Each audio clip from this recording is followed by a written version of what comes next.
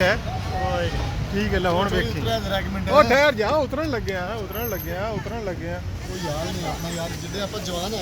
छाला मार दे भी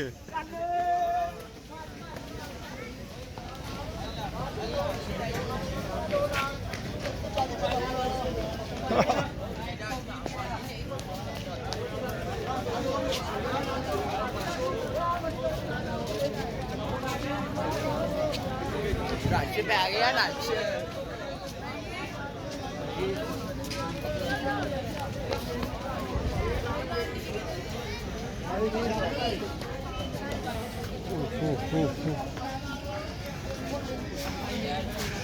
कर दे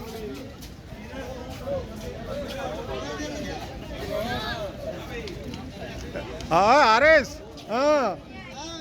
कैसा रहा तजर्बा बड़ा वधिया रहा तजर्बा रश ही बड़ा टिक्की क्यों नहीं दी दी है अच्छा हां जी कितना रश आ तो मैं तो वारी हो धक्के दिंदा वे कौन धक्का दिंदा वे अच्छा हां जी चलो हुण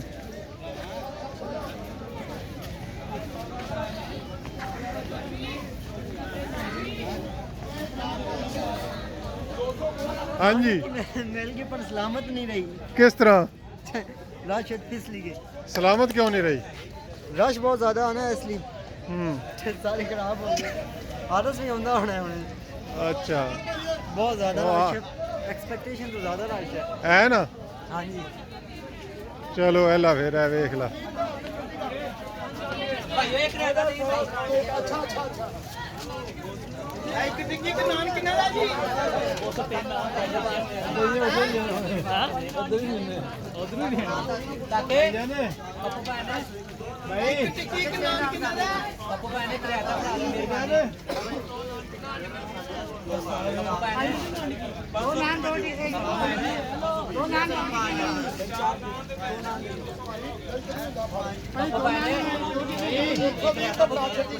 ने दो टिक्कियां दे दो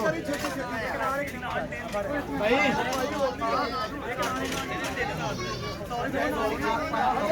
वो एक रहता दे पानी रहता दे हाँ जी वार बटन